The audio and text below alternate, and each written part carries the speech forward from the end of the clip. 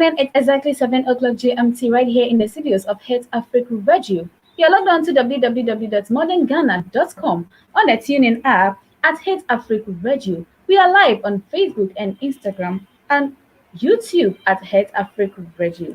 Don't forget to bring in your comments, subscribe, and share to our YouTube channel.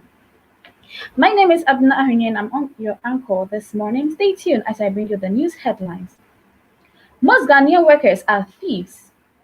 Withdrawal of Ofi Speaker of Parliament in 2024. Mahama was robbed in 2020. Akufo-Addo is the second best president ever. Alban Bagbin pushing NDC agenda. Tanzania President John Mcfully is dead.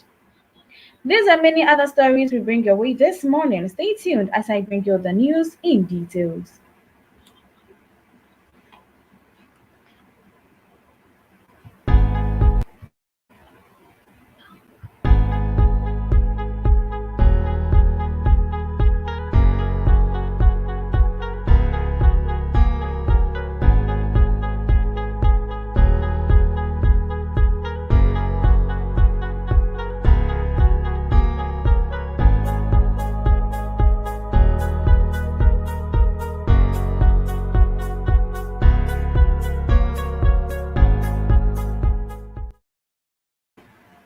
You're logged on to HitzAfrik Radio, www.hitzafrikradio.org.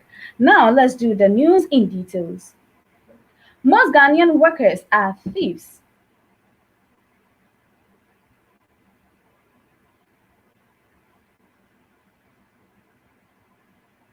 Businessman and politician Kennedy Ejapon has said most Ghanaian workers steal from their employers to create unimaginable wealth for themselves. The Assin Central lawmaker said on his television station Wednesday, 17th of March, that most of these workers, rather than tend to accuse politicians of stealing from the state, whereas they do worse. He further called on employers to pay particular attention to their workers in order to block them from collapsing the company with their attitude. I have a project I am doing at Tema. One of the boys who watched over the project told me that thieves come around, so I should fix lights all over the place. Meanwhile, he was the one planning with the thieves to steal the iron rods and other materials meant for the project, he said. He added, I got him arrested. Let me state without fear that most Ghanaian workers are thieves. They steal from their employers and amass wealth for themselves. Politicians steal and carry the money out of the country, but the civil servants and other workers are doing worse than the politicians, Mr. Ejapon noted. In other stories, withdrawal of Ofi Speaker of Parliament in 2024. Suspended member of the opposition National Democratic Congress (NDC), now a social commentator, Bernard Alosi Jacobs, has advised Alan John Kojo-Tremantin to withdraw from the NPP flagship race of Ofi to become Speaker of Ghana's Parliament in 2024. According to Mr. Jacobs, it will be very easy for Dr. Mahamudu Bawumia to lead the NPP to victory in 2024. The NPP should select Vice President Bawumia as its flag bearer in 2024 for a one-touch victory. The only person who can worry Bawumia is Alan John Kojo-Tremantin, but I think Alan should adopt Joe Biden of American style. The leadership of the party must quickly set in to talk to him to withdraw from the race, so they appoint him Speaker should they break the 8-year chain. Or else, what happened in 2008 that caused their victory is likely to happen again, he told Don Kwabena on Happy FM's Epahuadabeng. Meanwhile, other factions in the NPP are seriously lobbying for Alan Tremantin to lead the party in 2024. However, the Minister of Food and Agriculture, Dr. Owusu Efriye Akoto, who has been nurturing a presidential ambition on the ticket of the NPP, has taken his move to the new level. During the weekend, he initiated a private meeting with some top-notch power brokers of the NPP in Kumasi in the Ashanti region. At the said meeting, he made his presidential ambition known to those who gathered, which included some constituency chairperson in the Ashanti region. Moving on to other stories in the political affairs of the state in Ghana. Mahama was robbed in 2020. He deserves a free pass in 2024, says Dr. Apak insists. The Member of Parliament for Busa South, Dr. Clement Apak, has maintained that former President John Dramani Mahama was robbed of victory in the 2020 presidential election. The legislature says the agenda to rob the former president was led by state institutions were handpicked by his contender, the incumbent president. He said it is self-evident that Mr. Mahama was robbed of victory, and it stands now that he, Mahama, is the only who can rescue the country. In his view, Mr. Mahama must have a free pass to reclaim his stolen mandate. It remains unclear what this position means, but deep-throat sources in the NDC have confirmed to this website the former president could be filed as a candidate for the party in 2024. The legislator, who worked as a presidential staffer for the former president before he was elected to parliament, said that the NDC needs Mr. Mahama more than Mahama needs the NDC. For him, Mr. Mahama clearly won the election, but it was rigged for the incumbent. These comments come at a time when the national chairman, Mr. Ofosu Ampofo, has come under attack by two suspended party members, Mr. Alotu Jacobs and Koku Inidoho, for him to exert his powers as the leader of the party. It is the argument that the constitution of the party mandates the chairman thought to be leader after the candidate loses an election. But Dr. Ipek reacting stated that Mr. Mahama deserves all the respect from the party. He said, Mr. Mahama has been the candidate for the party and will continue to be a strong force for the NDC because he is the only one at the moment to rescue Ghana from the incompetent government. JM 2024, the man won the 2020 presidential elections. This truth is self-evident. He was denied his mandate by his institutions whose leadership were handpicked by his competitor to do just that. JM deserves a free pass to reclaim his stolen mandate. Only JM can rescue Ghana. Further information gathered by this website shows that Mahama remains the only viable candidate for the party in 2024, with a high likability rate among delegates of the party and Ghanaian voters. However, some opponents of Mr. Mahama in the NDC, from that we have gathered, are working around the clock to prevent him from contesting. We have also gathered that some of these individuals who are former allies of Mr. Mahama, who reportedly tried unsuccessfully to get Dr. Kwabena Dufour and Prof. Kwesi Boche to contest Mahama at the primaries for the 2020 flag bearer position of the party, have set up an office in East Legon for their agenda. Moving on to other stories, Akufo-Addo is second best president ever. Mahama is the fourth. WOA Joseph Ashitey Hammond, a Ghanaian soldier who fought in the Second World War, has said he has witnessed the performance of all the presidents that have come after Ghana's independence and can therefore state on authority that President Nana Addo Dankwa Akufo-Addo is the second best president ever in the history of Ghana. In his view, the first is Dr. Kwame Nkrumah. WOA Ashitey Hammond, who is also the only surviving two-term soldiers who went demanding for what is due them in terms of their pensions and what were promised them for fighting in the Second World War, told TV3's Johnny Hanks in an exclusive interview on Wednesday, March 16, that Dr. Kwame Nkrumah built several factories and started industrialization in the nation before his overthrow. However, he said all his projects were discounted by successors' environments. If these projects had been sustained, he stated, Ghana would have turned into paradise at the moment. He explained that President Akufo-Addo is the only president after Nkrumah who has demonstrated enough commitment towards industrialization in the local economy. WOA1 Ashitey Hammond, 96 years, placed Professor John Evans Atta Mills as the third best president, followed by John Dramani Mahama in the fourth position. I have seen all the presidents that have come, he said. When Johnny Hyde asked him which of them would be his number one in terms of performance, he answered, number one is Kwame Nkrumah, number two is Akufo-Addo. I must be frank with you. Rawlings was a soldier. I am also a soldier, and he is my man. But the truth is that there were a lot of bloodshed when he was trying to stabilize everything, but there were killings. When something happens and you are the head, and so you are the one people will blame. As a soldier, I knew a lot of things that happened, but I won't say them. Moving on to other stories, Alban Babin, who should end this agenda. Ablekuma Central New Patriotic Party's youth organizer Isaac Asare has called on the Speaker of Parliament, Right Honourable Alban S.K. Badmon, to tread cautiously.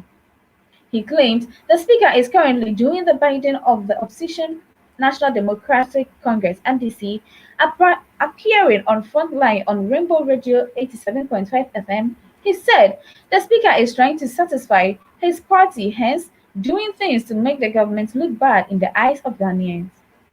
He was reacting to comment by the Speaker that the legislature and judiciary will not accept caping of their budgets. The Speaker was expressed displeasure about the decision by the executive to cap the budget allocation for the legislature and the judiciary. According to the Speaker, this was unacceptable and below the belt. These are arms of government, and we are not moving to take any budget that is a military budget. That is not going to be tolerated. Those arms of government would also have to be strengthened to be able to perform their functions, he stated. Addressing the House before they started the post-budget debate, the Speaker said, "We can no longer allow the executive to be running amok without any checks and balances. I am sure this is sufficient notice. I have been an indication of what is alleged to be ceiling for those arms. I am not going to take that," he added. So, the Ministry of Finance is well represented and our own member is coming to read the budget. Kindly take note or else you would have to talk with the Right Honourable Speaker, he said. By reacting, the NPP's officer said the Speaker need not have brought the issue up when he could have spoken to the President's back door. He opined that the Speaker is trying his best to make the base of the NDC happy because the minority MPs have been attacked by supporters for approving some appointees of the President. For him, the Speaker should tread cautiously and not allow any political influence to affect his work. Moving on to other African countries in our locality. Few African scientists appear on the list of coronavirus research science. African scientists have continued to perform dismally in research on COVID-19, authoring just 3% of research on the virus, according to analysis of leading medical and global health journals. Worse, even what is published 1,130 documents between November 2019 and August 2020. Almost 65% of the articles were from just three countries: South Africa, Egypt, and Nigeria. The authors warned that by Africans not publishing their own research on COVID-19 in Africa, they deny the continent the creation of locally relevant knowledge to address the pandemic. African research groups are in an excellent position to intensify and sustain intracontinental collaboration to more accurately describe what goes on in Africa as the pandemic evolves, they said. Based on our findings, we persist that government should increase research resource allocations needed to build trust for academic institutions that will rapidly catalyze the contribution of African-led research in infectious diseases. The analysis also highlighted the low number of scientific articles describing the outbreak and response efforts across the continent. Also, just 4% of scientific research published on COVID-19 is relevant to Africa. Of the total 2,196 articles on COVID-19, with 9,222 authors listed across them. Reviews the two analyses published in the online journal BMJ Global Health on March 1st. Just 94 articles. Moving on to other country, Tanzania. Tanzania's President John Mcfully is dead. The announcement was made by the country's Vice President Samia Suluhu Hassan on state TV. According to her, Magufuli died of heart complications while being treated at Nzena hospital in the poor city of Dar es Salaam. Mcfully's death followed more than a week of intense speculations that he was critically ill with COVID-19, reports that senior government officials repeatedly denied. He was known as a populist leader who played down the seriousness of the novel coronavirus pandemic and steered his country away from democratic ideals. Vice President Samuel Suluhu Hassan, in her announcement, did not specify the nature of Mcfully's underlying illness, but she said that he has suffered from chronic atrial fibrillation for more than a decade. She indicated that flags will fly at half-state nationwide, that funeral arrangement was underway. John Pombe Magufuli, a trained chemist, was first elected in October 2015 on an anti-corruption platform. He was initially lauded for his effort to bolster the economy, stem wasteful spending, and upgrade Tanzania's infrastructure. Tanzania's late leader was popularly known as the bulldozer.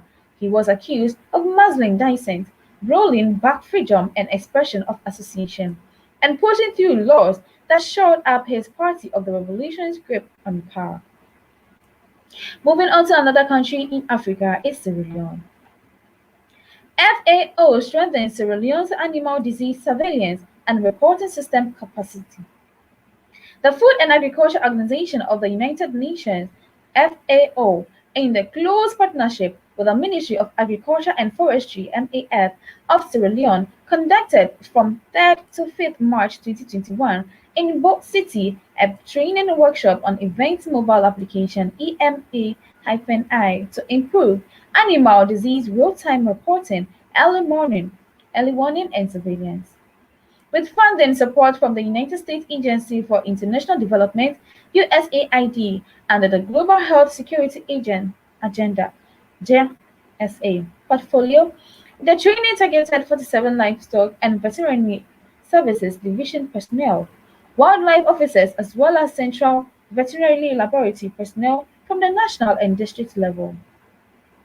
The training aimed at improving animal diseases data collection and real-time reporting of animal disease breakthrough from the field to the national level by using EMA application. EMA enables frontline animal health officers to collect and transmit real-time geo-reference information on animal diseases from the field using smartphones and tablets. With this technology, reports are sent in real time to the Global Animal Disease Information System (MPRSI) and a database developed by FAO, where the information is safely stored and processed for country use. These field reports are also accessible through a mapping component of the EMA-I application, which allows users to visualize the location of disease effects, including epidemiological disease. The disease effects reports are also sent and shared in real time with decision makers. German Bobo, the FAO ECATAD country team leader in Sierra Leone, appreciates progress made by the country in disease surveillance and reporting. He stated that good quality disease information and timely reporting is important to understand the disease situation. Moving on to Rwanda, also an African country. No health issues noted as 250,000 in Rwanda get AstraZeneca jab. With over 250,000 people vaccinated with the AstraZeneca COVID-19 vaccine in Rwanda, no health problems have been recorded so far. Rwanda has been carrying out countrywide vaccinations for the last 2 weeks.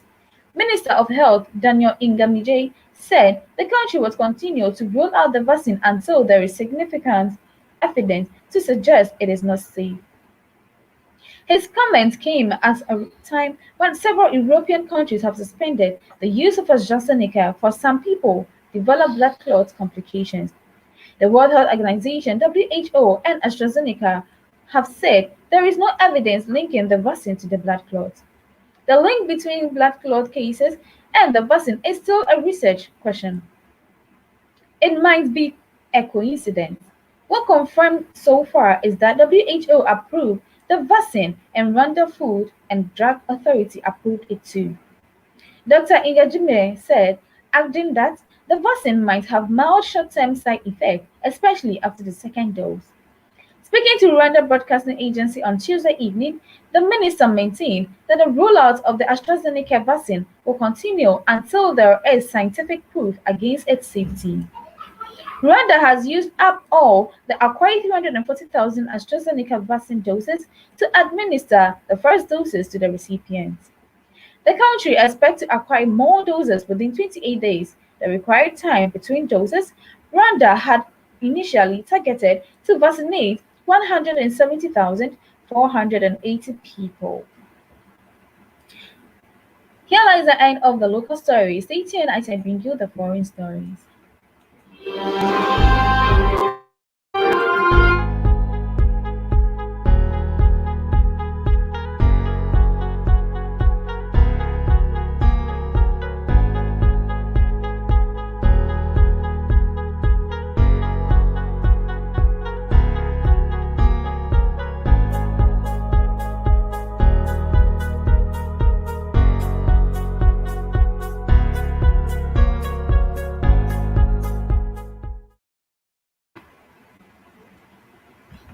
You're logged on to HitzAfrik Radio at www.modernghana.com. We are streaming live on Facebook and YouTube at HitzAfrik Radio. Don't forget to bring in your comments, like, subscribe, and share.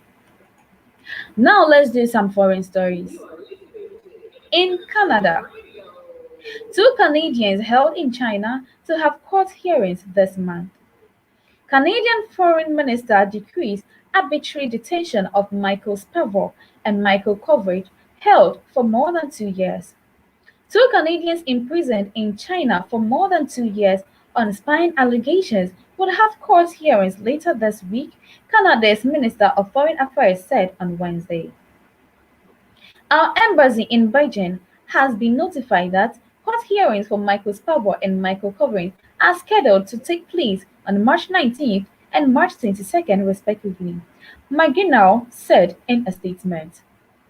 Chinese authorities have said the pair are being held on suspicion of endangering national security and have rejected accusations their detention to retaliation for the case caused Meng, who is facing fraud charges in the U.S. Relations between Ottawa and Beijing have deteriorated since the arrest, leading Canadian officials to increasingly criticize China for its human rights record and spearhead a global push to end arbitrary detention around the world. We believe these detentions are arbitrary and remain deeply troubled by the lack of transparency surrounding these proceedings, he said. Canadian Foreign Minister officials led by Ambassador Dominic Barton were given on-site virtual consular access to coverage on January 21st.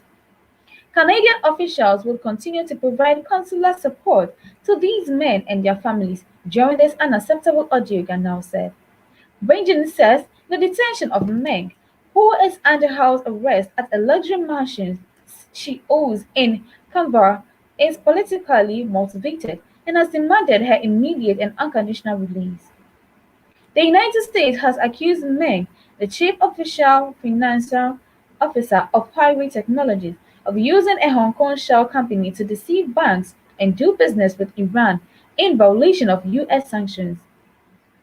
In an extradition hearing before the Supreme Court of British Columbia on Wednesday, Meng's lawyers argued police violated her rights during her arrest and demanded her release.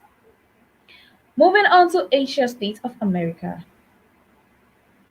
Asian American women condemn attacks, deadly shootings in Atlanta come as Asian American women are bearing brands of rise in hate incidents across the U.S. Mourners visit and leave flowers at the site of two shootings at spas across the street from one another in Atlanta, Georgia. When news broke that a gunman had opened fire on spas in the U.S. city of Atlanta, eventually killing 8 people, including 6 Asian women, Tiffany says she felt as though she was having an out-of-body experience. The Vietnamese American 22-year-old, who spoke to Al Jazeera on condition of anonymity, said she turned to her mother, who before the COVID-19 pandemic worked at Atlanta hair salon, and realized that she too was in shock. But the attack she had hit very close to home. Hair salons, nail salons, janitorial work, massage parlors, spas. This work is very common within our community, she said. And to see this sort of acts of violence, we were frightened and scared and confused and angry. 6 Asian women were among those killed in the shootings at 3 separate spas in the Atlanta area on Tuesday evening, which sent shockwaves through the city and across the United States. Mourners visit and leave flowers at the site of 2 of the shootings that occurred on March 16 at spas in Atlanta. Authorities charged the alleged gunman with 8 counts of murder and 1 count of aggravated assault in relation to the 3 shootings, U.S. media reported on Wednesday. He is expected to appear in court on Thursday. Police told reporters the 21-year-old suspect told them he was not rationally motivated, but that he saw the establishment of contemplation because of a sex addiction. But Asian American leaders and experts say racism and stereotypes against Asian women played a role in the attacks, which have deepened an already widespread sense of fear within the country. We cannot separate the race and the gender identity of the victims here in this case, said Sunhyun Chimoro, the executive director of National Asian Pacific American Women's Forum, NAPAWF. Kwaimaro says when she realized the shootings had taken place at spas, her first thought was that there has been a mass killing of Asian American women. It was almost like our worst fears had come to fruition, she told Al Jazeera, pointing to a rise in anti-Asian racism and hate incidents that has disproportionately affected Asian American women across the country. Moving on to other country, Indonesia. Indonesian schoolgirls bullied into religious clothing. Indonesia's national motto is unity in diversity, but schoolgirls across the archipelago told the rights group they felt bullied into conforming with Islamic dress code in the classroom. Indonesia caused controversy with private COVID vaccine scheme Indonesian researchers for missing after deadly gold mine collapse. Monsoons floods hit Indonesian capital, forcing 1,300 to evacuate Indonesians banned mandatory religious attire in state schools. She said she faced relentlessly pressure in high school to wear a jalbab, a loose garment worn by some Muslim women which covers the neck, head, and chest. She told Al Jazeera she often cried after school. The researcher stressed that Human Rights Watch takes no position on whether wearing the hijab, jilbab, or niqab is desirable. We oppose government policies of both forced veiling as well as blanket or disproportionate bans on wearing religious dress. In some instances, school children were publicly humiliated in the classroom as teachers cut up their uniforms with scissors and sent them home for supposedly failing to comply with the dress code. Every time they saw me, they said, "You have to think of your parents. Don't you feel sorry that they will suffer later in the afterlife?" Moving on to North Korea.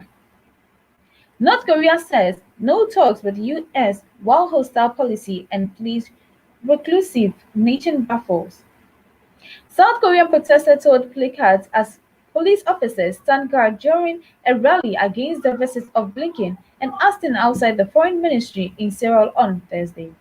North Korea said on Thursday it will ignore all efforts by the United States to foster contact or dialogue while Washington pursued what is described as a hostile policy.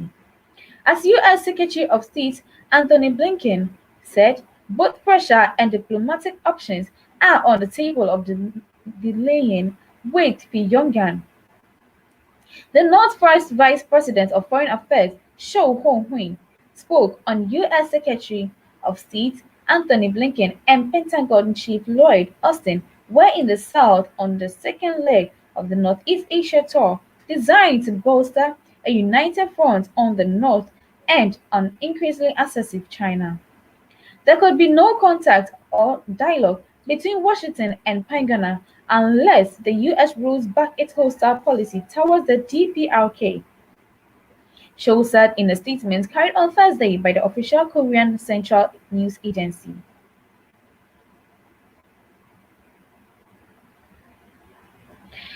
Since mid-February, Washington has attempted to reach out to Pyongyang through several channels, State Department Deputy Spokesperson Jalina Porter says. To date, we've not received any response from Pyongyang, she said. Here lies the end of the foreign news. Stay tuned as I bring you the entertainment news.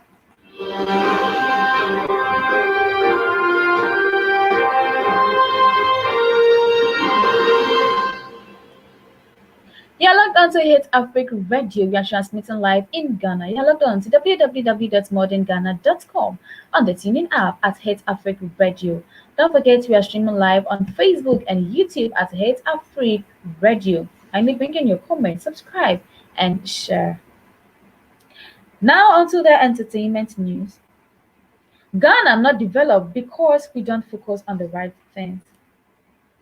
Rapper Papi Kojo has indicated that the country is not seeing significant development because its citizens focus on the wrong things. He told Nana Kwesi Asare on Class 91.3 FM's weekend entertainment show, The Big Show, on Saturday 13th of March 2021, that compared to other countries, especially the developed ones, Ghana lacks a whole lot, he stressed. I feel we focus on the wrong things, but then it takes time because, like I said, I don't see anyhow when you come right from the airport to my house inspectors, the lights are not working. But we are not focusing on that, but we are focusing on what Kwame wants to do with Kojo in their room. The Fancy Van Dam further noted that everything is like all messed up. We are not focusing on the right things. I feel like if we start focusing on what needs to be done, the country can move forward. We don't mind our businesses. We are only interested in other people's stuff, and that is why we are not developing, he added. Papi Kojo, known in real life as Jason Gazy, is well known for his hit song Relano. He also has songs such as Balance, Thomas Pampoyeyao, and Makoma, among others. He is currently promoting his latest album, Logo the Second, with 15 tracks. In other stories, stop shouting at women. Most men do not like to be pampered. Ghanaian actress Christiana Ahwinie has asked Councillor Charlotte Ojo to stop shouting at women. She advised her to condemn both men and women when speaking on issues. Christiana Ahwinie explained that both men and women can go wrong, reacting to her assertion that women need to be pamper their partners even when they cheat. Madam, Ahwinie stated, that's not right. According to her, some men do not like to be pampered. She stressed that some men will never change even if you lay on the floor for him to step on you. In other stories, Sarkodie refused to shoot a music video with me. Award-winning artist Sharifa Gunu has opined that Ghana's iconic rapper Sarkodie is refusing to shoot a music video with her after having him on a song. While speaking on an interview on Kingdom 107.7 FM, Sharifa Gunu wanted to move away from the talking about her current relationship with Sarkodie, but managed to say a few. According to her, communication with Sarkodie was fine until after she traveled abroad to give birth abroad. The singer said she wanted to remix a song she recorded with Sarkodie some years ago and shoot a video for it, but her messages to the rapper did not get any response to date. However, she managed to get Raskuku on the song and shot the video, which was released just a week ago. She added that after granting the interview and voiced out the current relationship with the rapper, she later saw that Sarkodie has posted her music video on his Instagram and Facebook pages, meaning the latter feels sorry for what had happened. In other stories, how Kiki Benson predicted Burna Boy's Grammy victory 12 years ago. Burna Boy has made the entire continent proud by winning Best Global Music Album of the Year at the just-ended Grammy Awards. His journey in the music industry and the evolution of his music over the years has, according to many pundits, been a contributing factor to his triumph. Hence, the conversation has gotten to the peak on the need for more African musicians to be represented on the award show. But for that to happen, the continent must say with its original sound. Shockingly, a man from Ghana called Kiki Benson, who has now earned the name Prophet Kiki for saw Burna Boy winning the Grammy Award 12 years ago. He told friends and a lot of industry players at that time that a Nigerian, will win the Grammy Award ahead of Ghana. As time went by, he narrowed his projection and stated that Burna Boy will win the award in 2021. Here lies the end of today's news. Stay tuned as I bring you a recap of the news headline.